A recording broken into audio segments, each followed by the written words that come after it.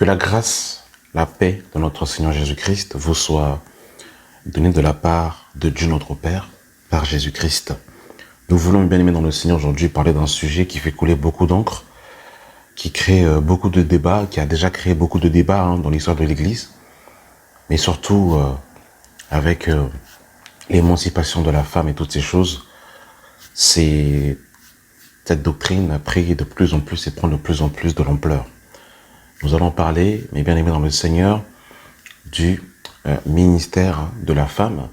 Une femme peut-elle être pasteur? Et il est important, mes bien-aimés dans le Seigneur, de redéfinir les choses dans le cadre biblique, dans le cadre des Écritures.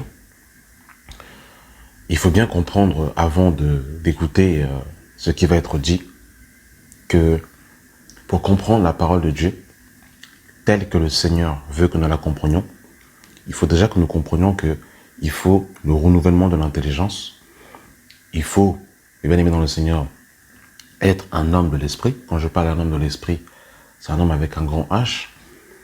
Pour la simple et bonne raison que lorsque nous sommes dans un état d'enfance, lorsque nous sommes dans un état de charnel, lorsque nous sommes dans un état de rébellion, il est difficile de recevoir la parole de bon cœur, docilité, et surtout de s'élever à l'auteur du Seigneur étant un homme de l'esprit.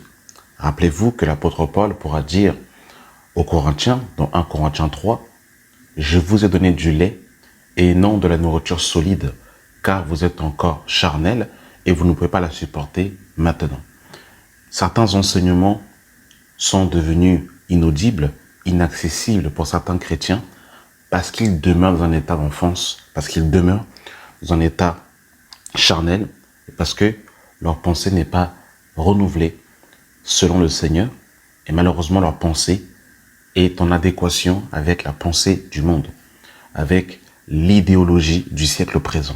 C'est pour cette raison que lorsque nous ramenons la parole du Seigneur, beaucoup ont des prérequis, beaucoup ont des raisonnements, pour la simple et bonne raison qu'ils ont fait un, non avec l'évangile de Christ, mais ils ont fait un avec la pensée de Babylone.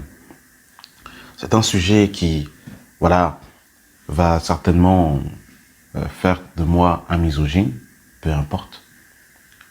Mais il est important de prêcher la parole du Seigneur. Nous sommes dans un temps aujourd'hui où la vérité a disparu, où il n'y a quasiment plus de prédicateurs authentiques. Il y en a toujours eu. Et comme le Seigneur a dit à Élie, je me suis réservé 6000 hommes qui n'ont pas fléchi les genoux devant Baal. Mais les vrais prédicateurs aujourd'hui ne courent pas les rues. Ils sont ceux qui se cachent, ils sont en minorité. Contrairement dans cette génération où beaucoup d'hommes préfèrent les faux prophètes, les faux pasteurs, qui sont habillés en costume 3 pièces, qui roulent en limousine, qui ont des jets privés, qui sont constamment en train de se photographier et de retoucher leurs photos sur Photoshop. Cette génération aime ce genre de prédicateurs. Mais quand on vient avec la simplicité de Christ et qu'on reste biblique, eh bien, cette génération nous lapide, nous traite de tous les noms et nous considère comme étant des loups cruels. C'était la petite introduction. Alors, mes bien-aimés dans le Seigneur, nous devons comprendre, et il faut surtout que nous puissions avoir pour modèle les Écritures, et les Écritures seules. Le problème aujourd'hui, c'est que les Écritures, la Bible que nous avons ne suffit pas. Nous avons besoin de révélations qui ne peuvent être soutenues par les Écritures. C'est ça l'un des problèmes majeurs. Nous avons aujourd'hui, malheureusement, remplacé les Écritures par les songes, par les prophéties, par les rémas. Alors que les songes, les prophéties doivent confirmer la parole. Et ce n'est pas l'inverse. Ce n'est pas les songes qui confirment la parole. Mais en fait, quand on lit les Écritures, eh bien, tout songe, toute révélation doit cadrer dans les Écritures. Si ce n'est pas le cas, mes bien-aimés dans le Seigneur, nous devons rejeter tout songe, toute révélation, toute prophétie ou tout soufflement que nous avons pu recevoir à l'oreille venant de je ne sais quel ange. Si ce ne cadre pas avec les Écritures, nous devons rejeter cela. La question qu'on doit se poser, mes bien-aimés dans le Seigneur, lorsque nous parcourons la Bible de Genèse à l'Apocalypse, avons-nous vu une femme prêcher la parole, prêcher la doctrine, poser la doctrine, enseigner les frères, diriger une assemblée? Est-ce que nous avons vu cela, mes bien-aimés dans le Seigneur, dans les Écritures? C'est vraiment la question qu'on peut se poser. Dans l'audio précédent, on a parlé de l'égalité homme-femme selon les Écritures pour voir un peu le cadre de chacun.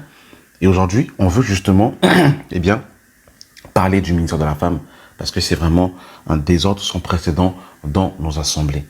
Nous voyons des frères qui ont commencé une œuvre. Le Seigneur les a rappelés à lui. Et quand ces derniers sont partis, eh bien, ce sont leurs femmes qui prennent la relève, qui prennent la succession, qui sont consacrés, ordonnés pasteurs, qui montent à la chaire et qui commencent justement, voilà, à enseigner les fidèles, poser la doctrine et donner des directions. Et il ne faut pas qu'il en soit ainsi, mes bien-aimés dans le Seigneur, dans l'église du Seigneur. Alors, on va, voilà, mes bien-aimés dans le Seigneur, prendre, voilà, certains passages et par la suite, on va essayer de parcourir un peu les Écritures pour voir un peu comment le Seigneur a donné les choses. Alors, quand nous lisons le livre de Ésaïe chapitre 3, le verset 12, il est écrit « Mon peuple a pour oppresseur des enfants et des femmes dominent sur lui. Mon peuple, ceux qui te conduisent t'égarent et ils corrompent la voie dans laquelle tu marches. Mon peuple a pour oppresseur des enfants et des femmes dominent sur lui. » Et des femmes dominent sur lui. Eh bien, c'est exactement ce que nous voyons aujourd'hui. Nous avons dit précédemment qu'il est impératif d'être renouvelé dans l'esprit et d'avoir la pensée du Seigneur. Vous savez, quand on a des blessures dans l'âme, quand on n'est pas dépouillé de l'instruction du monde et qu'on approche des Écritures, il est difficile de dire oui et amen à la parole quand nous avons déjà dans notre cœur des blessures, quand nous avons dans notre cœur quand nous ne sommes pas dépouillés totalement de l'instruction du monde, on ne peut pas faire un avec l'enseignement et la doctrine de Christ. Et nous voyons ici, mes bien-aimés dans le Seigneur, que déjà Ésaïe avait déjà prophétisé que des femmes dominent sur lui, mon peuple, ceux qui te conduisent t'égarent. Et c'est ce que nous voyons aujourd'hui. Nous voyons des femmes à la tête d'une église locale bâtir les assemblées, poser la doctrine, donner des directions, reprendre, censurer. Et ça, mes amis, c'est vraiment un mal qui ronge. Et par rapport justement à cette écriture, on voit que le Seigneur lui-même va faire cette, cette reprimande à l'église de Thyatire. Dans Apocalypse chapitre 2, le verset 18, il est écrit « Écrit à l'ange de l'église de Thyatire, voici ce que dit le Fils de Dieu, celui qui a les yeux comme une flamme de feu, et dont les pieds sont semblables à de l'airain ardent. Je connais tes œuvres, ton amour, ta foi, ton fidèle service, ta constance et tes dernières œuvres plus nombreuses que les premières. Mais ce que j'ai contre toi, c'est que tu laisses la femme Jézabel, qui se dit prophétesse, enseigner et séduire mes serviteurs pour qu'ils se livrent à l'impudicité et qu'ils mangent des viandes sacrifiées aux idoles. » Donc on voit, mes amis, ici, que le messager de l'église de Thyatire avait laissé cette femme, Jézabel, qui se disait prophétesse, enseigner et séduire ses serviteurs. Et malheureusement, c'est ce que nous voyons dans beaucoup de nos assemblées. Nous voyons, mes bien-aimés dans le Seigneur, ici que il y a un désordre sans précédent. Alors, c'était l'introduction. On va voir un peu, mes amis, par rapport justement, au Seigneur lui-même. Quand le Seigneur a établi et a choisi les 12 apôtres, quelle était l'identité des 12 apôtres que le Seigneur a sélectionné, a choisi? Dans Matthieu chapitre 10, le verset 1, il est écrit « Puis ayant appelé ses 12 disciples, il leur donna le pouvoir de chasser les esprits impurs et de guérir tout malade et toute infirmité. Voici le nom des 12 apôtres. Le premier, Simon appelé Pierre, et André son frère, Jacques, fils de Zébédée, et Jean son frère, Philippe et Barthélemy, Thomas et Matthieu le publicain, Jacques, fils d'Alphée, et Thaddée, Simon de Gananite, et Judas l'Iscariote, celui qui livra Jésus. Tels sont les 12 que Jésus envoya après leur avoir donné les instructions suivantes. Donc nous voyons ici que le Seigneur, de la même manière que les 12 fils d'Israël étaient des hommes, et je nous rappelle que Jacob a eu 12 fils, mais qu'il avait également une fille qui s'appelle Dina, mais dans les 12 tribus d'Israël, ce sont 12 fils, ce n'est pas 12 femmes. Ça, c'est juste une petite parenthèse. Et nous voyons aussi que le Seigneur lui-même va établir 12 apôtres hommes. Alors on peut se dire que peut-être qu'il n'y avait que des femmes autour du Seigneur. Et quand on parcourt les Écritures, on revoit et on remarque que autour de Jésus, il y avait aussi des femmes qui gravitaient autour de lui et qui l'aidaient justement dans son ministère. Dans Luc 8, le verset 1, il est écrit « Ensuite, Jésus allait de ville en ville et de village en village, prêchant et annonçant la bonne nouvelle du royaume de Dieu. Les 12 étaient avec lui et quelques femmes qui avaient été guéries d'esprits malins et de maladies. Marie, dite de Magdala, dans lequel étaient sortis 7 démons. Jeanne, femme de Susa, intendant d'Hérode. Susa et plusieurs autres qui l'assistaient de leurs biens. » Donc on voit ici, mes bien-aimés dans le Seigneur, que plusieurs femmes assistaient le Seigneur dans son ministère et l'assistaient par leurs biens. Nous voyons également, mes bien-aimés dans le Seigneur, que le Seigneur Jésus-Christ a choisi 12 apôtres. Parmi ces 12 apôtres-là, il y avait des femmes qui le soutenaient par leurs biens dans son ministère. Et ce qui va être très intéressant, parce que la question qu'on peut se poser, est-ce que lorsque le Seigneur a choisi 12 apôtres, est-ce que c'était hasardeux? Est-ce que c'était inopiné? Ou est-ce que le Seigneur savait pertinemment bien ce qu'il faisait? Et la réponse, on l'a. Lorsque Judas va mourir, il va être question de remplacer Judas par une autre personne. Et regardez ce qui va être très intéressant. Dans le livre de Acte 1, le verset 15, il est écrit « En ce jour-là, Pierre se leva au milieu des frères. Le nombre de personnes réunies était d'environ 120.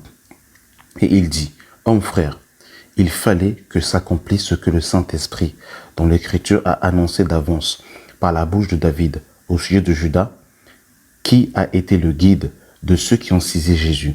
Il était compté parmi nous et il avait part au même ministère. Cet homme, ayant acquis un champ avec le salaire du crime, est tombé, s'est rompu le milieu du corps et tous ses entrailles se sont répandues. La chose a été si connue de tous les habitants de Jérusalem que ce champ a été appelé Akaldéma, c'est-à-dire champ du sang. Or, il est écrit dans le livre des psaumes que sa demeure devienne désert et que personne ne l'habite et qu'un autre prenne sa charge. Et qu'un autre prenne sa charge. Donc littéralement, qu'une personne doit remplacer Judas. Et regardez le verset 21. Il faut donc que parmi ceux qui nous ont accompagnés tout le temps que le Seigneur Jésus a vécu avec nous, depuis le baptême de Jean jusqu'au jour où il a été enlevé au milieu de nous, il y en ait un qui soit associé comme témoin de sa résurrection. Il y en ait un qui soit associé comme témoin de sa résurrection. Ils en présentèrent 2. Joseph, appelé Barsabat, surnommé Justus, et Matthias. Puis ils firent cette prière. Seigneur, toi qui connais les cœurs de tous, désigne lequel de ces 2 tu as choisi afin qu'il ait part à ce ministère et à cet apostolat que Judas a abandonné pour aller à son lieu. Ils tirèrent au sort et le sort tomba sur Matthias et qui fut associé aux 11 apôtres. Donc on voit, mes amis, que c'est Matthias qui va remplacer Judas, et on voit, mes bien-aimés dans le Seigneur, que il va bel et bien être mentionné ici qu'il fallait choisir quelqu'un qui était témoin depuis le baptême depuis le baptême de Jean jusqu'au moment où le Seigneur est monté au ciel, témoin de sa résurrection. Et nous savons, mes bien-aimés dans le Seigneur, lorsque nous lisons Luc 24, que les premières personnes témoins de la résurrection de Christ étaient des femmes. Nous avons vu également dans Luc chapitre 8 que des femmes étaient bel et bien présentes lors du ministère du Seigneur. C'est-à-dire qu'il n'y avait pas que les 12 apôtres, il y avait des femmes aussi qui l'assistaient de leur bien. Mais le Saint-Esprit va bel et bien choisir 2 hommes, et parmi ces 2 hommes, il va y avoir un tirage au sort, et c'est Matthias qui va être sélectionné pour justement remplacer Judas. Donc on ne voit pas déjà dans les 12, les bien-aimés dans le Seigneur, 6 femmes et 6 hommes. On voit bel et bien 12 hommes. Ça, c'est bel et bien important de comprendre cela. Et le chiffre 12 est le chiffre du fondement, mes bien-aimés dans le Seigneur. Et nous devons, mes bien-aimés dans le Seigneur, être dans le modèle biblique. Ça, c'est important de comprendre cela. Parce que le problème, c'est que lorsque nous sommes hors du modèle, hors du cadre, on introduit dans la maison de Dieu du feu étranger. En introduisant du feu étranger, on ouvre des portes, mes bien-aimés dans le Seigneur, eh bien, au désordre. Parce que pour qu'il y ait l'ordre, il faut qu'il y ait la présence du Seigneur. C'est la présence du Seigneur qui ramène l'ordre, qui ramène le cadre, qui ramène la discipline. Or, quand on fait des choses sans la tête, mes bien-aimés dans le Seigneur, on s'expose à toutes sortes, mes bien-aimés dans le Seigneur, eh bien, de dégâts sans précédent. Ce qui est intéressant de noter aussi, c'est que Marie, la mère de Jésus-Christ homme, est très peu mentionnée dans le livre des Actes des Apôtres, même dans les évangiles. Elle est nommée à quelques instants, mais on ne s'arrête pas à maintes et maintes reprises sur elle. Et on voit dans Acte 1, le verset 13, il est écrit « Quand ils furent arrivés, ils montèrent dans la chambre haute, où ils se tenaient d'ordinaire. C'était Pierre, Jean, Jacques, André, Thomas, Barthélemy, Matthieu, Jacques, fils d'Alphée, Simon, le Zélote, et Jude, fils de Jacques. Tous d'un commun accord persévéraient dans la prière et dans l'oraison avec les femmes et Marie, mère de Jésus, et les frères de Jésus. Donc on voit que là où les premiers disciples avaient pour habitude de se rassembler, littéralement dans la chambre haute, où ils étaient 120, il y avait parmi eux, eh bien, Marie, la mère de Jésus. Mais étrangement, c'est souvent Pierre qui est en avant. On le voit dans Acte 15, dans verset 15, pardon. En ce jour-là, Pierre se leva au milieu des frères. Donc on voit que par rapport justement aux décisions, par rapport justement en fait aux directions, Marie ne s'est pas levée sous prétexte qu'elle était la mère de Jésus-Christ homme. Et le problème aujourd'hui, c'est qu'on est tellement dans les sentiments, on est devenu tellement émotionnel et charnel. Excusez-moi de dire ces choses. C'est pas pour incriminer, mais c'est la réalité d'un état qui fait qu'on n'arrive pas à accepter la vérité de l'évangile parce qu'on est dans un état d'enfant qui nous empêche d'accepter la vérité telle qu'elle est. Parce qu'on ne veut pas se dépouiller dans l'instruction du monde.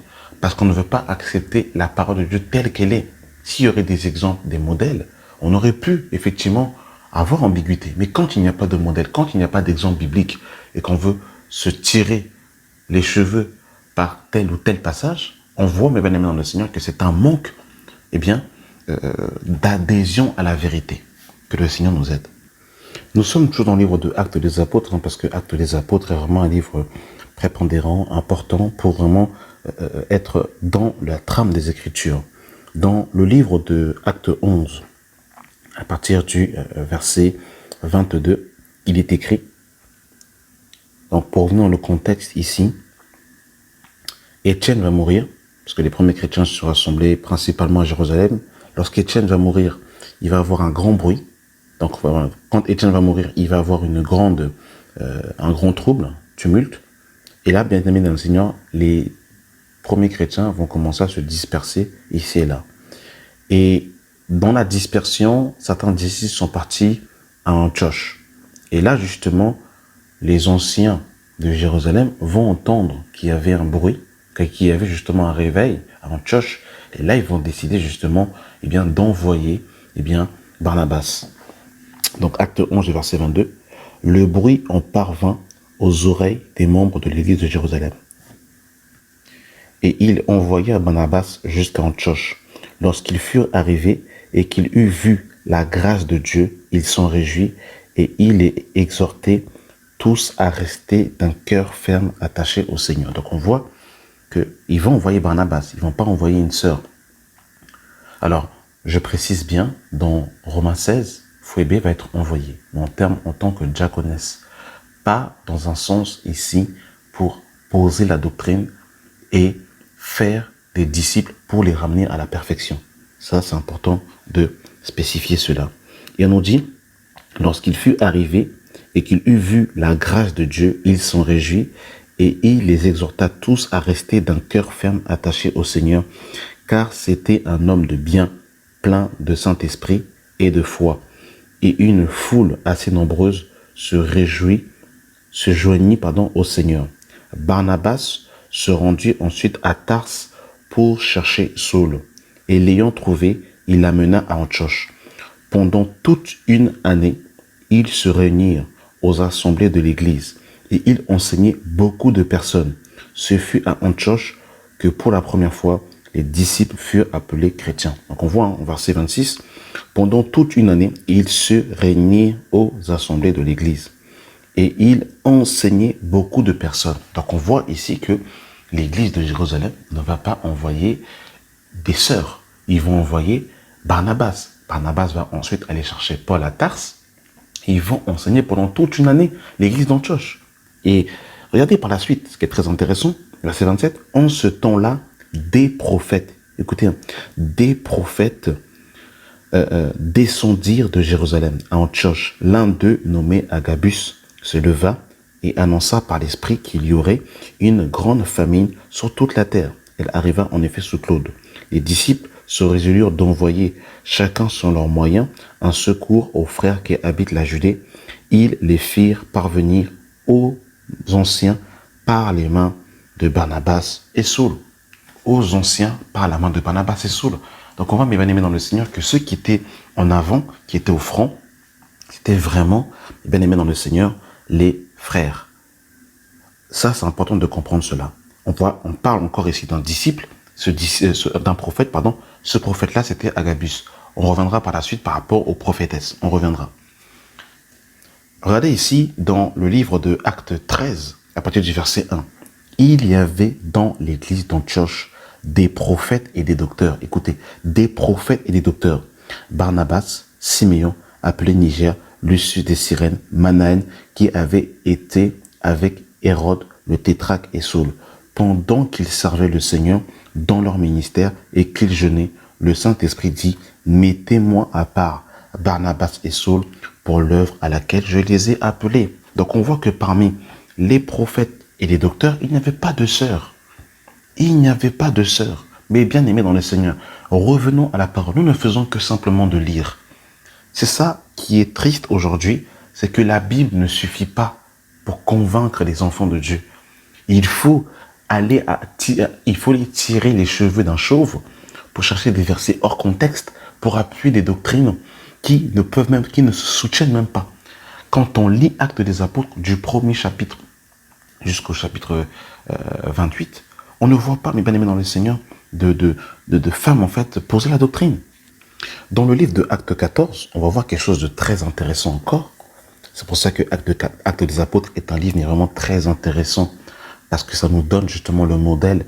Et il faut justement en tant que disciple du Seigneur, en tant que ministre de la parole, qu'on s'imprègne de Actes des Apôtres pour marcher au plus près des traces, des chrétiens de l'église primitive, malgré l'apostasie, s'efforcer à rester dans le cadre des Écritures. Ça, c'est vraiment très important. Dans Acte 14, à partir du verset 21, il est écrit, quand ils eurent évangélisé cette ville, donc Paul et Barnabas, et fait un certain nombre de disciples, et ça c'est très important quand Jésus dit « Allez et faites de toutes les nations des disciples », cette parole concerne d'abord, quand on voit dans le contexte, elle s'adressait premièrement aux 11 apôtres, parce que Judas était mort. Elle s'adressait premièrement aux 11 apôtres. Quand Jésus dit « Allez et faites de toutes les nations des disciples », elle s'adressait d'abord aux 11 apôtres. Les 11 apôtres qui avaient été choisis par le Seigneur, qui ont été bâtis dans le Saint-Esprit et qui ont été envoyés par le Seigneur, mandatés par le Seigneur. On ne peut pas faire un disciple quand on n'est pas soi-même disciple.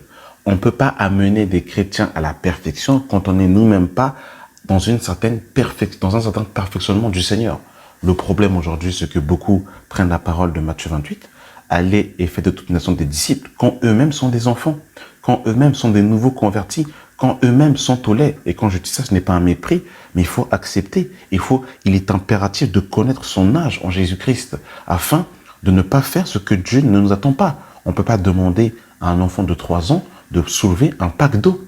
il ne peut pas le soutenir à cause de son âge, à cause de son poids, à cause du temps de gestation. Ça, c'est important de comprendre cela. Et c'est une génération aujourd'hui où tout va vite, où tout le monde veut devenir apôtre, prophète, pasteur, docteur, évangéliste. Alors que les gens ne sont même pas assis dans la saine doctrine, les gens n'ont même pas compris l'œuvre de la croix, les gens n'ont pas la victoire sur le péché, et ils veulent aller faire des disciples, ils veulent aller évangéliser. Alors quels disciples faisons-nous? On ne fait pas des disciples de Jésus-Christ, on fait des disciples d'un mouvement, des disciples d'une dénomination, des disciples d'un mouvement, mais on ne fait pas des disciples du Seigneur. Et on nous dit, quand ils eurent évangélisé cette ville et fait un certain nombre de disciples, ils retournèrent à Lystre, à Icône et à Antioche, fortifiant l'esprit des disciples, les exhortant à persévérer dans la foi et disant que c'est par beaucoup de tribulations qu'il ne faut entrer dans le royaume. Écoutez le verset 23. Ils firent nommer des anciens dans chaque église. Et après avoir prié et jeûné, ils recommandèrent au Seigneur en qui ils avaient cru. Donc là, Paul et Barnabas vont faire un travail en Antioche. Ils vont terminer leur mission. Qu'est-ce qu'ils vont faire? Ils vont établir des anciens. Maintenant, la question qu'on peut se poser, qui sont anciens selon les Écritures? Comment peut-on choisir un ancien, établir un ancien, bibliquement parlant? Ça, c'est aussi une question qu'on peut se poser. Quand on lit 1 Timothée 3, partir du verset 1, il est écrit « Cette parole est certaine. Si quelqu'un aspire à la charge d'évêque, il désire une œuvre excellente. Il faut donc que l'évêque soit irréprochable, marié d'une seule femme. Il faut donc que l'évêque soit irréprochable, marié d'une seule femme. Marié d'une seule femme. » Donc là, ça pose problème. Si un ancien peut être une femme, donc si une femme doit être mariée d'une seule femme, donc dans ce cas-là, on l'accepte et on tolère en fait l'homosexualité dans la maison de Dieu. Donc là, on voit que les anciens sont principalement des hommes. Il n'y a pas d'anciens femmes dans la Bible. Et ça, quand on dit ces choses, c'est biblique. C'est pas qu'on est contre la femme. Parce que le problème, les arguments, en fait, des personnes qui ont le cou raide, c'est de dire et de bronzer la carte. Tu es misogyne, tu n'aimes pas la femme. Ou la place de la femme, c'est la cuisine. Mais le problème, c'est qu'il faut qu'on lise la Bible. Que dit la Bible à ce sujet? C'est ça le problème en fait. Il faut qu'on soit biblique. Et on voit que l'ancien doit être marié d'une seule femme. Irréprochable, modéré, réglé dans sa conduite, hospitalier, propre à l'enseignement. Il faut qu'il soit ni abonné au vin, ni violent, mais indulgent, pacifique, désintéressé. Il faut qu'il dirige bien sa propre maison. Et qu'il tienne ses enfants dans une parfaite soumission. Et dans une parfaite honnêteté. Car si quelqu'un ne sait pas diriger sa propre maison, comment prendra-t-il soin de l'église de Dieu? Alors, est-ce que c'est la femme qui dirige la maison ou est-ce que c'est l'homme qui dirige la maison? Ça, c'est encore une question qu'on peut se poser et que les enfants de Dieu doivent se poser. Dans le livre de Tite, chapitre 1, le verset 5, il est écrit « Je t'ai laissé en Crète afin que tu mettes en ordre ce qui reste à régler et que selon mes instructions, tu établisses des anciens dans chaque ville. S'il s'y trouve quelques hommes irréprochables, mari d'une seule femme, ayant des enfants fidèles, qui ne soient ni accusés de débauche, ni rebelles, car il faut que l'évêque soit irréprochable comme économe de Dieu, qu'il ne soit ni arrogant, ni colère, ni abonné au vin, ni violent, ni porté d'un gain déshonnête, mais qu'il soit hospitalier, ami des gens du bien, modéré, juste, saint, tempérant, attaché à la vraie parole telle qu'elle a été enseignée, afin d'être capable d'exhorter sur la saine doctrine et de refuter les contradicteurs. Je suis désolé ici, je ne vois pas de femme ancienne dans la Bible. Je suis désolé. Le problème, c'est qu'il y a le désordre aujourd'hui dans l'église de Dieu, l'apostasie est rentrée, la pensée du monde est rentrée dans l'église, le féminisme est rentré dans l'église, et c'est pour cette raison qu'on consacre des femmes pasteurs aujourd'hui dans nos églises. Et pour votre information, cette influence est venue. Elle a toujours existé. Depuis le temps des prophètes, il y avait déjà des femmes rebelles qui se levaient. Il y avait déjà Jézabel au temps d'Élie. Il y avait déjà des Vashti au temps de Esther. Il y a toujours eu des femmes rebelles avec le cou raide. Ça a toujours existé dans l'histoire de la Bible. Mais principalement dans l'ère du temps dans lequel nous sommes, avec la Première Guerre mondiale 14-18, quand beaucoup d'hommes sont allés à la guerre et sont morts, il fallait justement les remplacer par des femmes. Et c'est à ce moment-là que les femmes ont pris justement la place des hommes dans certains travaux, dans certains métiers, et que les rôles ont commencé à s'inverser.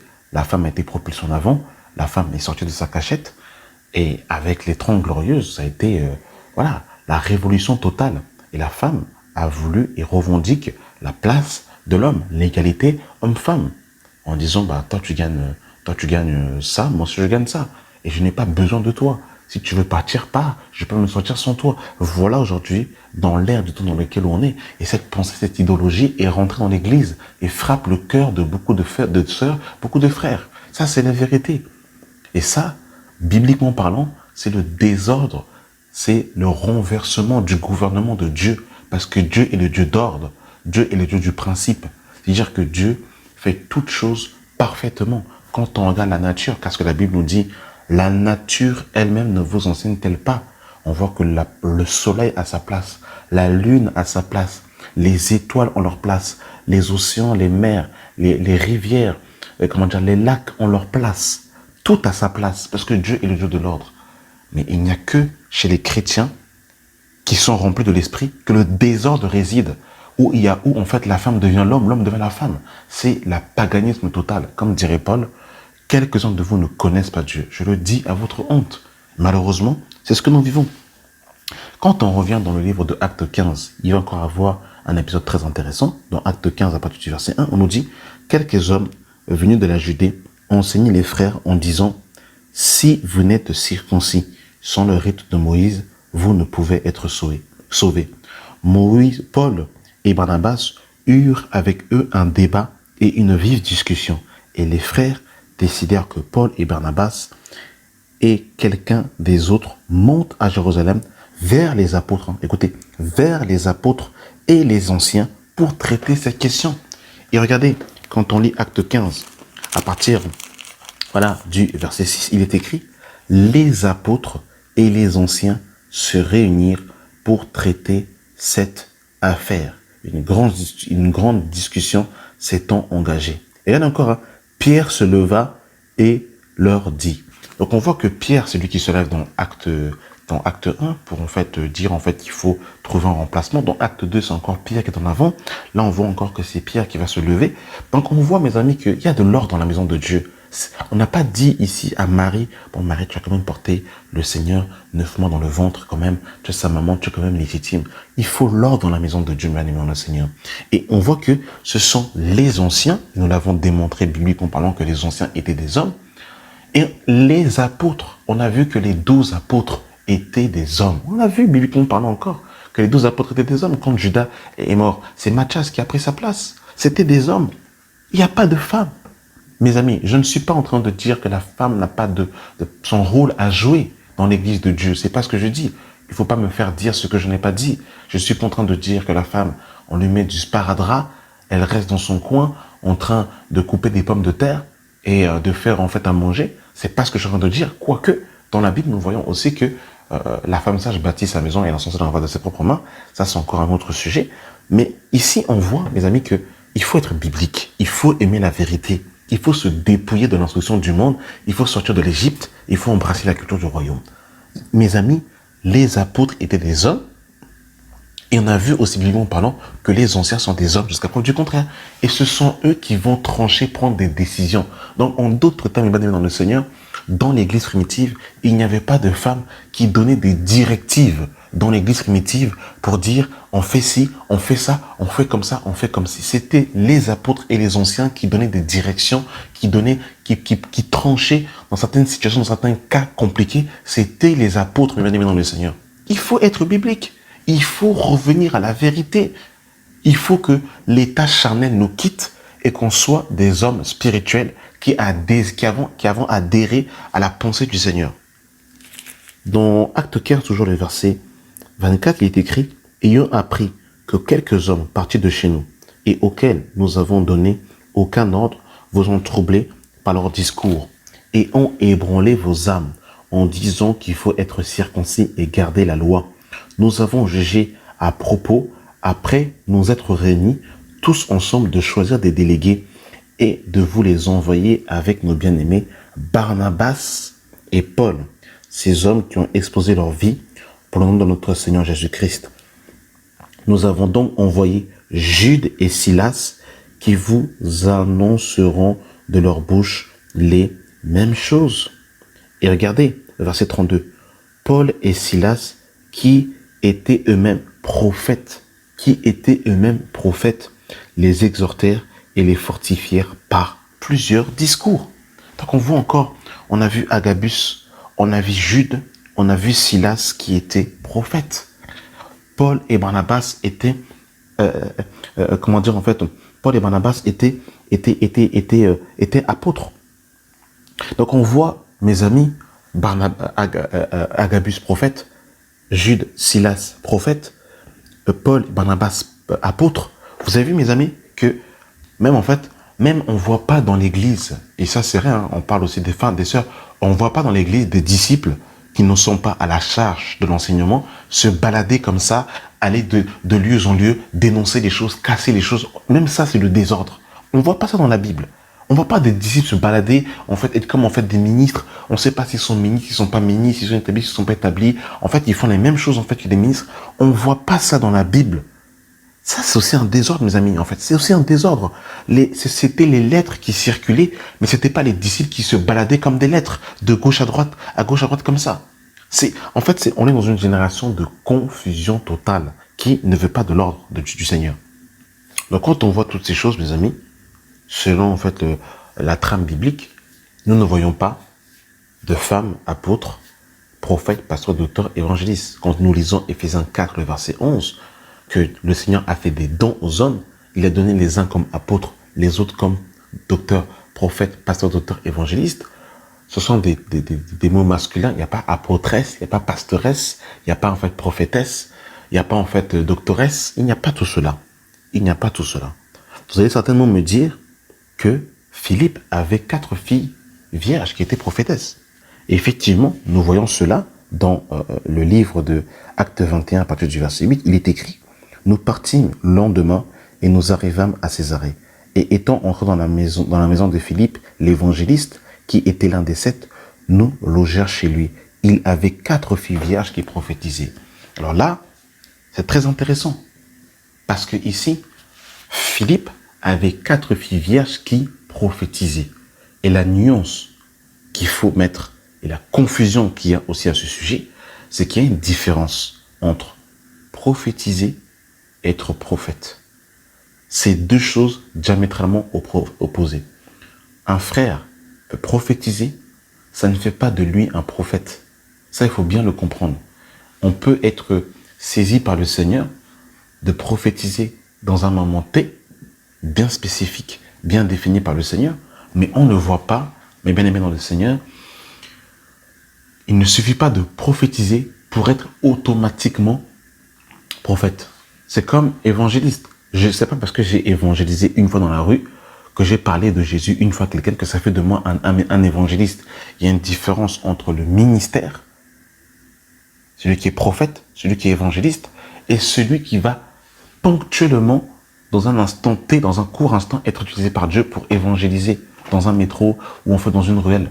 Mais ça ne fait pas directement de lui un évangéliste.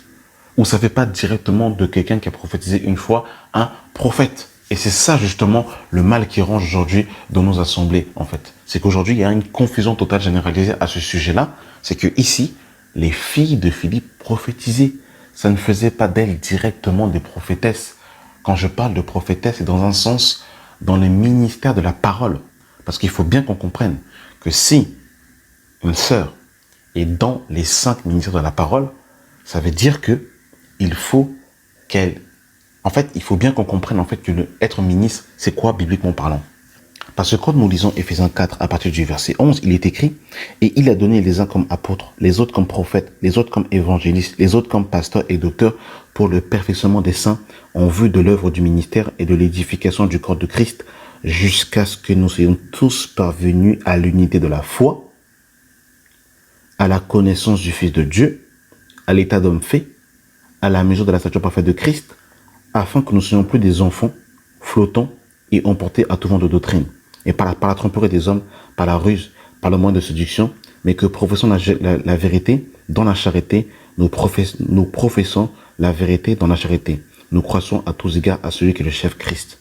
Donc si une femme est appelée dans les 5 ministères, elle doit ramener les gens à l'unité de la foi, à la connaissance du Fils de Dieu, à l'état d'homme fait, à la mesure de la stature parfaite de Christ, de poser les gens dans la sainte doctrine, de les enraciner en Christ. C'est tout ça, en fait, que nous sommes en train de dire.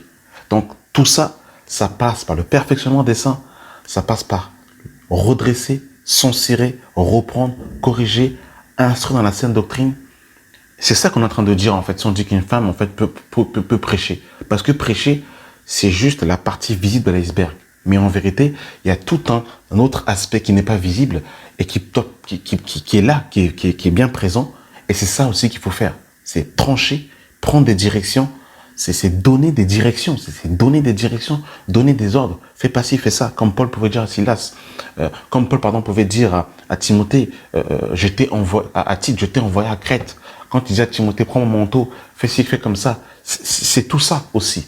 Si on dit qu'une femme peut enseigner la parole de Dieu, ça veut dire qu'il y a aussi le domaine de donner des directions, de reprendre, de censurer, de retrancher, c'est tout ça qu'on est en train de dire, et ça, bibliquement parlant, on ne le voit pas. Donc, quand on dit que Philippe avait 4 filles vierges qui prophétisaient, prophétiser, c'est parler de la part de Dieu, parler sous l'inspiration de Dieu. Mais les filles de Philippe n'étaient pas dans un rôle de direction, où elles posaient la doctrine, où elles donnaient des directions, où elles instruisaient. Ça, par contre, ce n'était pas le cas des filles de Philippe. Quand on lit Acte 2, le verset 36, on nous dit « Il y avait une prophétesse, Anne, fille de Phanuel, de la tribu d'Azé. Elle était fort avancée en âge, et elle avait vécu 7 ans avec son mari depuis sa virginité. Restée veuve et âgée de 84 ans, elle ne quittait pas le temple, et elle servait Dieu nuit et jour dans le jeûne et dans la prière. Étant survenue, elle aussi, à cette même heure, elle louait Dieu et parlait de Jésus à tous ceux qui attendaient la délivrance de Jérusalem. Il faut bien qu'on revienne dans le contexte ici.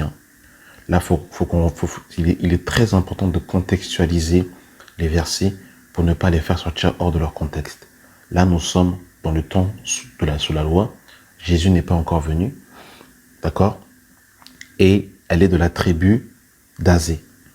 Et ce qui est intéressant, c'est qu'il y avait 12 tribus en Israël.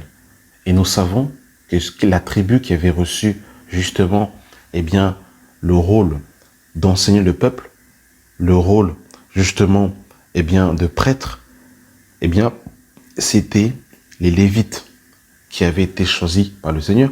Souvenez-vous lorsque Moïse est descendu dans la montagne pour récupérer les 10 paroles, quand il est descendu, le peuple s'était souillé, paganisé, dans Exode 32, dans Exode 33, on voit cela. Et justement, le Seigneur va demander à Moïse a demandé qui était avec lui. Et là, la tribu de Lévite, justement, va se mettre à part, va être consacrée par la suite. Et c'était eux que le Seigneur avait choisi pour pouvoir justement faire tout ce qui est prêtrise. C'était également les Lévites qui avaient été choisis par le Seigneur pour pouvoir porter l'arche. C'est pour cette raison que lorsque le roi David va récupérer l'arche qui avait été volée par les Philistins, et que justement Uza va vouloir porter l'arche, il va mourir, parce que c'était uniquement les Lévites qui devaient être circoncis le 8e jour, qui devaient être consacrés au temple. Les Lévites n'avaient pas d'héritage en Israël, d'accord? Donc c'était eux qui étaient choisis par Dieu pour la prêtrise. Donc en aucun cas, Anne ne pouvait annoncer la parole. Et encore, les Lévites étaient des hommes. Ceux qui étaient à la prêtrise, ceux qui étaient dans le temple étaient exclusivement des hommes. On ne voit pas dans le temple de Dieu de femmes, lévites, dirigées au temple. On ne voit pas cela dans la Bible. On ne voit pas cela dans la Bible, mes amis. Donc ici, il faut bien qu'on comprenne que Anne n'était pas dans une position d'enseigner la parole de Dieu. Ça, il faut bien le comprendre. Il y avait aussi une prophétesse Anne. Donc en fait, on voit que ici, prophétesse, pour bien qu'on comprenne le contexte, parce que l'église n'était même pas encore ici établie, c'est dans un sens, bien aimé dans le Seigneur, ici, de parler des oracles de Dieu, d'annoncer les choses à venir. Et là, en fait, à l'occurrence, ce que Anne faisait, elle était en train d'annoncer la délivrance, la venue du Mashiach. La venue du Mashiach. Parce que les prophètes avaient prophétisé la venue d'un Messie. Et c'est ce que Anne a fait ici. Elle a annoncé la venue du Messie. Mais Anne, ici, ne posait pas la doctrine. Et elle passait son temps, quoi? Dans le jeûne et dans la prière. Il y a quelque chose de très intéressant, encore qu'il faut noter. C'est que Anne était, elle n'a pas connu d'homme. Donc il y avait déjà, en fait, un côté de pureté, de consécration pour le Seigneur. Je suis désolé de dire cela. Ça n'a rien à voir avec les fausses prophétesses je vais pas mettre tout le monde dans le même sac parce que ça serait méchant de dire ça. Mais ça n'a rien à voir avec les prophétesses que l'on voit sur les réseaux sociaux avec les perruques, avec en fait les longs ongles comme Caraba la sorcière, qui vont, excusez-moi, de fiancé en fiancé, d'hôtel en hôtel, qui se font toucher ici et là. Ça n'a rien à voir. Anne n'avait pas connu d'homme avant son mariage. Et quand son mari est mort, elle est restée seule.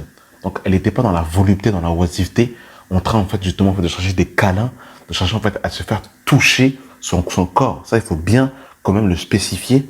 C'est que Anne était dans la consécration. Parce qu'on aime prendre, oui, Anne était prophétesse, mais on n'aime pas prendre que Anne était consacrée au Seigneur. Anne n'était pas en train de se morfondre parce qu'elle était veuve, parce qu'elle n'avait pas de mari. Elle était consacrée au Seigneur. Elle a dit, mon mari est mort, je vais rester seule pour me consacrer au Seigneur. Ça, c'est important, mes amis, de le spécifier et de le mettre en avant. Elle passait son temps dans le jeûne et dans la prière.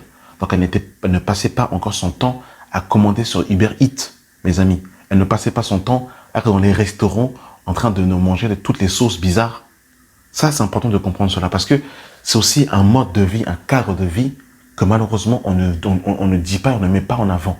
Et ça, il faut, mes amis, qu'on puisse le mettre en avant. Donc, elle n'était pas dans la tribu de Lévite. Il n'y avait pas de Lévite femme dans le temple, d'accord? Elle était consacrée et elle annonçait les choses à venir.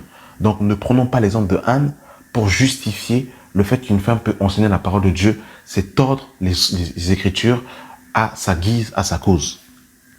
Quand on lit Exode 15 à partir du verset 1, on nous dit « Alors Moïse et les enfants d'Israël chantèrent ce cantique à l'Éternel et dirent » Je revois dans le contexte, Exode 14, l'armée de Pharaon va être engloutie dans la mer. Et à l'issue de cela, justement, eh bien, les enfants d'Israël vont chanter des cantiques à la gloire du Seigneur. Et au verset 20 de Exode 15, on nous dit « Marie, la prophétesse, sœur d'Aaron, prit à sa main un tambourin et toutes les femmes vinrent après elle avec des tambourins et en dansant. Marie répondait aux enfants d'Israël, chantez à l'Éternel, car il a fait éclater sa gloire, il a précipité dans la mer le cheval et son cavalier. Encore ici, c'est le même contexte ici que Anne en fait. Prophétesse ici ne veut pas dire que Marie annonçait la parole. Pas du tout, pas du tout, pas du tout. Parce qu'on aime prendre les versets hors de leur contexte, et c'est ça le mal qui ronge. Et il va voir qu'il y a un épisode qui est très intéressant dans le livre de Nombre 11. Dans le livre de Nombre 12, pardon, on voit que Marie et Aaron parlèrent contre Moïse au sujet de la femme éthiopienne qu'avait pris, car il avait pris une femme éthiopienne. Ils dirent, est-ce seulement par Moïse que l'Éternel parle? N'est-ce pas aussi par nous qu'il parle? Et l'Éternel l'entendit. Or, Moïse était un homme fort patient, plus qu'aucun homme sur la surface de la terre. Soudain, l'Éternel dit à Moïse, à Aaron et Myriam, allez vous trois à la tente d'assignation, et ils y allèrent tous les trois. L'Éternel descendit dans la colonne de nuée, et il se tint à l'entrée de la tente. Il appela Aaron et Marie, qui s'avancèrent tous deux, et ils dirent, écoutez bien mes paroles. Lorsqu'il y a parmi vous un prophète, c'est dans une vision que mon Éternel, je me révèle à lui. C'est dans un songe que je lui parlerai. Il n'en est pas ainsi de mon serviteur Moïse. Il est fidèle dans toute sa maison. Je lui parle bouche à bouche. Je me révèle à lui sans énigme. Et il voit une représentation de l'Éternel. Pourquoi donc n'avez-vous pas craint de parler contre mon serviteur Moïse? La colère de l'Éternel s'enflamma contre eux. Il s'en alla. La nuée se retira d'eux. Et voici, Marie était frappée d'une lèpre blanche comme la neige. Donc vous avez vu qu'il y a de l'ordre dans la maison de Dieu. Vous avez vu que Myriam était prophétesse, dans Exode 15, oui c'est ça, Exode 15. Là on voit que dans Nombre 12, les deux frères, donc Myriam et Aaron vont parler contre leur frère, Moïse. Le Seigneur va venir et il va frapper Myriam d'une lèpre blanche. Donc on voit qu'il y a de l'ordre dans la maison de Dieu. Vous avez vu que quand ils ont voulu un peu sortir un peu du cadre que le Seigneur a remis de l'ordre, que c'est Moïse, c'est mon serviteur, c'est moi qui l'ai établi. Donc Myriam ne peut pas, c'était pas Myriam qui donnait des directions.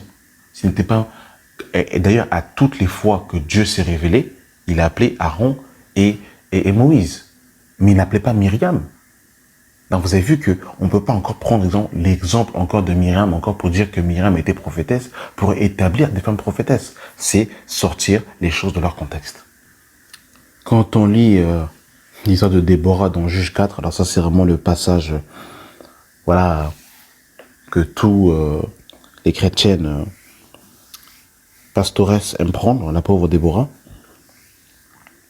On prend l'exemple de Déborah encore pour dire que Déborah était juge, donc une femme peut être dans le service. Il faut bien qu'on comprenne encore ici qu'en aucun cas Déborah, n'a enseigné la parole, posé la doctrine. Ça, il faut bien le comprendre. Il y avait un contexte, il faut revenir encore dans le contexte, le temps des juges. Quel est le temps des juges? Pour qu'on comprenne bien. Moïse libère les enfants d'Israël. Les enfants d'Israël font 40 années dans le désert. Moïse meurt et c'est Josué qui prend sa place. Ensuite, Josué installe les enfants d'Israël dans la terre promise. Et quand Josué meurt, à ce moment-là, le désordre rentre. Et là, les enfants d'Israël sont partagés parce que à Canaan, il y avait déjà des peuples qui habitaient, cette nation principalement, qui adorait des divinités étrangères. Et les enfants d'Israël, comme ils n'avaient pas de roi à ce moment-là qui était encore choisi, c'était un peu la cacophonie et le désordre. Donc le Seigneur établissait des juges pour justement mettre un peu de l'ordre. Et dès qu'un juge mourait, eh bien, les enfants d'Israël repartaient un peu à leur vomi et faisaient un peu n'importe quoi. Donc le Seigneur va susciter des juges pour mettre un peu de l'ordre. Et quand les enfants d'Israël, eh bien, s'adonnaient à des divinités étrangères, les enfants d'Israël étaient écrasés, dominés par les nations étrangères. Et là, justement, en ce temps-là, le Seigneur va susciter Déborah, et Déborah va être suscitée par Dieu pour donner des discernements, et on voit qu'elle va encore annoncer la délivrance des enfants d'Israël sous l'oppression, justement, d'une nation étrangère, qui était venue justement pour, assujettir le peuple. Dans Juge 4, à partir du verset 4, on dit « En ce temps-là, Déborah, prophétesse, femme de Lapidote, était juge en Israël. Elle siégeait sous le palmier de Déborah, entre Rama et Bethel, dans la montagne d'Éphraïm. Et les enfants d'Israël montaient vers elle pour être jugés. » Et au verset 14, on nous dit « Alors Déborah dit à Barak, lève-toi, car voici le jour où l'Éternel livrera Sisera entre tes mains. L'Éternel marche-t-il pas devant toi? » Et Barak descendit du Tabor, ayant 10 000 hommes à sa suite. On voit que celui qui va apporter la délivrance dans cette bataille, c'est Barak, et c'est Déborah qui va pousser Barak devant. Ce n'est pas Déborah qui va se mettre devant Barak. Il y a vraiment, mes amis, un problème de contexte, véritablement, dans les Écritures. Vraiment un problème de contexte, vraiment un problème de contexte. Et c'est pour cette raison qu'on prend les Écritures pour en faire tout n'importe quoi. Il y a un autre passage, par exemple, qui est utilisé, par exemple, c'est dans le livre de Josué. Dans le livre de Joël, autant pour moi, Joël chapitre 2, à partir du verset 28, il est écrit « Après cela, je répandrai mon esprit sur toute chair. Vos fils et vos filles prophétiseront, vos vieillards auront des songes et vos jeunes gens des visions. » Donc, ce passage-là est utilisé à mauvais escient pour pouvoir dire que le Seigneur peut, et dans les derniers temps, comme en fait il va répandre son esprit sur toute chair, tout le monde peut prophétiser, etc., etc. Alors que cette prophétie a été accomplie dans Acte 2. Et Pierre va la reprendre. Je reviens encore dans le contexte, parce que le contexte est très important. Je vous assure que le contexte est très important.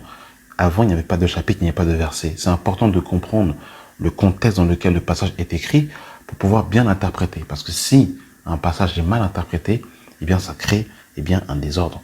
Dans Acte 2, à partir du verset 17, regardez ce que Pierre va dire. Je lis à partir du verset 14. Alors Pierre se présenta avec les 11, éleva la voix et leur parla en ces termes. Hommes juifs, et vous tous qui séjournez à Jérusalem, sachez ceci et prêtez l'oreille à mes paroles. Ces gens ne sont pas ivres comme vous le supposez, car c'est la 3e heure du jour. Mais c'est ici ce qui a été dit par le prophète Josué. Dans les derniers jours, dit Dieu, je répandrai mon esprit sur toute chair, vos fils et vos filles prophétiseront, vos jeunes gens auront des visions et vos vieillards auront des songes. Oui, sur mes serviteurs et sur mes servantes, dans ces jours-là, je répandrai mon esprit et ils prophétiseront.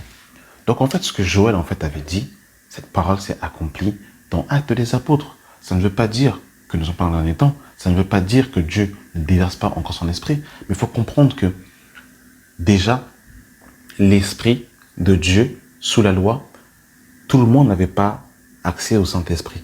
Il y avait les rois, les juges, les prophètes et certaines personnes temporairement qui avaient l'esprit. Ils n'étaient pas scellés du Saint-Esprit comme nous, mais ils étaient saisis par l'esprit pour pouvoir accomplir certaines œuvres dans des moments bien spécifiques. Et là, par Jésus-Christ, par l'œuvre de la croix, le Saint-Esprit a été répandu sur toute chair. C'est-à-dire qu'aujourd'hui, tout homme, toute femme qui croit à la mort et la résurrection du Seigneur Jésus-Christ peut avoir le Saint-Esprit pour justement être enfant de Dieu. Ça, c'est vraiment important de comprendre cela, mes bien-aimés, dans le Seigneur. Et cette parole s'est accomplie. Donc, on ne peut pas prendre ce passage-là pour pouvoir dire que, comme Dieu a répondu sur toute chair, en fait, les femmes peuvent devenir prophétesses. C'est encore hors contexte. Ça n'a rien à voir. Il y a un autre passage encore qui est utilisé pour encore tordre le sens des Écritures. Dans le livre de Galates, chapitre 3, à partir du verset 26, il est écrit « Car vous êtes tous fils de Dieu par la foi en Jésus-Christ. Vous tous qui avez été baptisés en Christ, vous avez revêtu Christ. Il n'y a plus ni juif, ni grec. Il n'y a plus ni libre, ni esclave.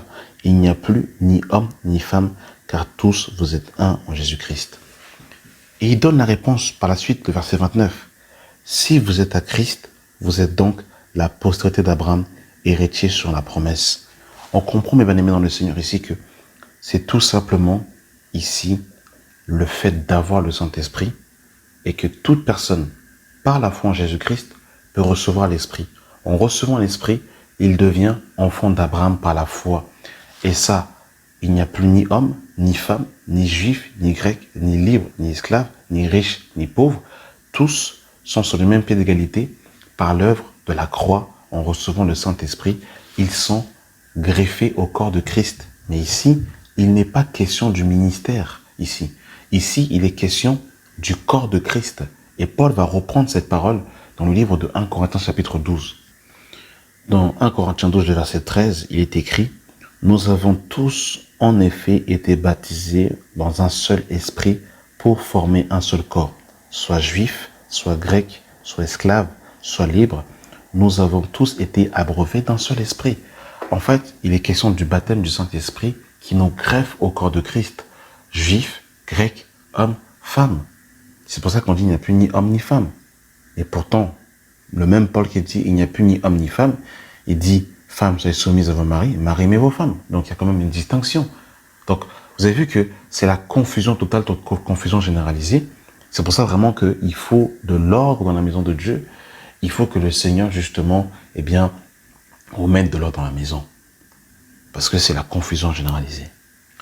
Quand on lit 1 Corinthiens 14, à partir du verset 34, il est écrit que les femmes se taisent dans les assemblées car il ne leur est pas permis d'y parler, mais qu'elles soient soumises selon que le dit aussi la loi.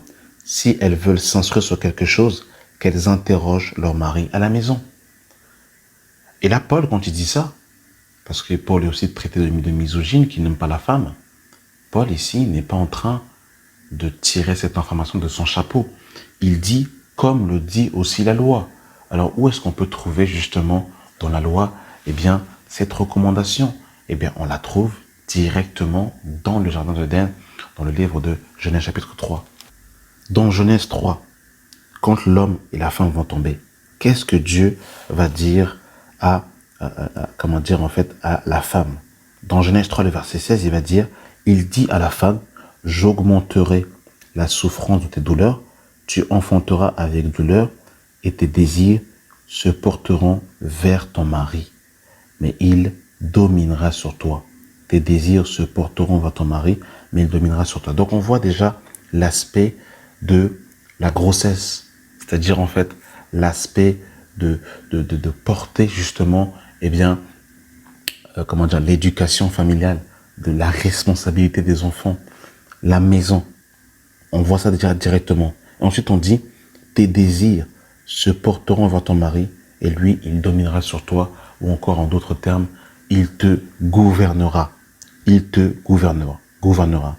Et il dit à l'homme, puisque tu as écouté la voix de ta femme et que tu as mangé de l'arbre au sujet duquel je t'avais dit, tu ne mangeras point, le sol sera maudit à cause de toi. C'est à force de peine que tu tireras ta nourriture tous les jours de ta vie. Et il te produira des épines et des chardons, et tu mangeras de l'herbe des champs. C'est à la sueur de ton visage que tu mangeras de pain, jusqu'à ce que tu retournes à la terre où tu as été prise, car tu es poussière et tu retourneras à la poussière. Donc on voit que l'homme, en fait, on voit que son rôle c'est le pain, le travail, ramener le pain à la maison. Et on voit la femme, la notion justement de la maternité, de porter la vie. Et on dit que tes désirs se porteront vers ton mari et lui il te gouvernera. Donc on voit justement, comment dire ici, que par rapport à ce que Paul dira, que vos femmes, donc les femmes mariées, eh bien, se portent vers leur mari afin qu'elles reçoivent l'instruction justement, eh bien, de leur mari. Ce qui n'a pas été le cas dans la Genèse, malheureusement, c'est que la femme a écouté l'enseignement d'une autre personne que son mari. Elle a écouté l'enseignement du serpent et non l'enseignement de son mari. Donc on voit, mes amis, ici que, en fait, la Bible est claire, en fait. La Bible est claire. La femme ne doit pas prendre des directions, enseigner la parole de Dieu. Ça, c'est vraiment clair. Et même les parlottes, comment dire, en fait, intempestifs dans les assemblées. Et, mes amis, bibliquement parlant, voilà, c'est pas biblique. Je terminerai par un dernier passage dans le livre de 1 Timothée, chapitre 2, à partir du verset 12. Il est écrit, « Je ne permets pas à la femme d'enseigner, ni de prendre de l'autorité sur l'homme. Je ne permets pas à la femme d'enseigner, ni de prendre de l'autorité sur l'homme. » Vous savez, ce qui est très drôle avec cette parole, c'est que beaucoup vont dire ici, ce n'est pas le Seigneur qui a dit, mais c'est Paul qui a dit. Et je prends un autre passage qui est dans le même, un peu dans le même contexte, mais que par contre beaucoup de chrétiens vont courir pour aller accepter cette parole. Écoutez 1 Corinthiens 7, le verset 12. « Aux autres, ce n'est pas le Seigneur, mais c'est moi qui dis. Si un homme a une femme non croyante et qu'elle consiste à habiter avec elle, qu'elle ne la répudie point. Et si une femme a un mari non croyant et qui consiste à habiter avec elle, qu'elle ne la répudie point, qu'on se marie. Car le non-croyant est sanctifié par la femme, et la femme non-croyante est sanctifiée par le mari. Autrement, vos enfants seraient impurs, tandis que maintenant, ils sont saints. Si le non-croyant se sépare, qu'il se sépare, le frère ou la sœur ne sont pas liés dans ce cas-là. Dieu ne nous a pas appelés à vivre Dieu nous appelle à vivre en paix. Car, que sais-tu, femme, si tu sauveras ton mari, ou que sais-tu, mari, si tu sauveras ta femme? Et là, ce qui est très intéressant, c'est que Paul dit, ce n'est pas le Seigneur, c'est moi. Là, par contre, on va pas dire, ah non, mais là, par contre, là, ça arrange, là, ça nous arrange, là. Là, comme ça nous arrange, là, comme la chair est confortable, là, on va prendre ce passage-là. On va pas dire, non, mais c'est pas le Seigneur qui a dit, c'est pas le Seigneur qui a dit, c'est Paul. Là, par contre, on va prendre. Mais quand Paul dit, je ne permets pas, là, par contre, on n'est pas d'accord. Donc, on voit que c'est un problème de chair qui n'est pas crucifiée. C'est un problème de dépouillement, c'est un problème de cou raide, c'est un problème d'orgueil. Il faut dire la vérité telle qu'elle est. Parce que comment, en fait, d'un même individu, d'une même parole, sur deux phrases, deux contextes différents, il y en a un qui nous arrange, qui ne crée pas de débat, et par contre, l'autre de l'autre côté, par contre, ça nous dérange parce que Paul a dit, ce n'est pas le Seigneur qui dit, c'est moi. je ne permets pas. Donc là, par contre, c'est Paul qui a parlé. C'est pas le Seigneur. Mais de l'autre côté, quand Paul dit, ce n'est pas le Seigneur, c'est moi, là, par contre, ça ne pose pas de problème. Vous ne voyez pas qu'il y a quand même anguille sous roche, quand même, que c'est compliqué tout ça. Donc je reprends le verset 12. Je ne permets pas à la femme d'enseigner ni de prendre de l'autorité sur l'homme, mais elle doit demeurer dans le silence. Car Adam a été formé le premier, Ève ensuite. Il explique la raison. La raison, elle est d'un ordre de création, d'un ordre de gouvernement de Dieu, que c'est l'homme qui a été créé le premier. C'est dans un sens de gouvernement de Dieu. Car Adam a été formé le premier, Ève ensuite. Ce n'est pas Adam qui a été séduit, c'est la femme qui séduit, s'est rendue coupable de transgression. Ensuite, il explique la deuxième raison. La femme a été la première séduite. Et dans la nature, naturellement parlant, une femme a plus de facilité à se laisser séduire qu'un homme. Ça, c'est la vérité. C'est une vérité. C'est-à-dire que une femme, quand je dis qu'elle a plus de facilité de se laisser séduire, c'est-à-dire que pour garder la doctrine, comme la femme est un être émotionnel, un être émotif, la femme est plus susceptible par rapport en fait à ses émotions, par rapport en fait à sa faiblesse, comme c'est un vase fragile, de pouvoir en fait flancher par rapport à certains points, de la même manière que Ève, eh bien, a flanché face au serpent. Elle sera néanmoins sauvée en devenant mère si elle persévère avec modestie dans la foi, dans la charité et dans la sainteté. Mes amis, il y a beaucoup de choses à dire. On a fait 1 heure de message. J'espère en tout cas que ce qui a été dit sera compris. Et juste encore pour terminer sur quelques domaines encore terrestres, eh bien, on voit que dans le naturel, la femme ne donne pas la semence, mais elle reçoit la semence. Littéralement, dans l'intimité, c'est l'homme qui donne la semence et la femme qui reçoit la semence. Or, la semence est l'image de la parole. La femme est un réceptacle, elle reçoit la parole.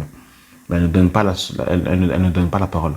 Quand on voit encore l'image du soleil et de la lune, le soleil, qui est l'image de Jacob, la lune est l'image de Rachel, selon Genèse 37, la vision de Joseph, c'est le soleil qui brille, qui donne de sa lumière, et la lune qui reçoit l'éclat du soleil, de la lumière du soleil.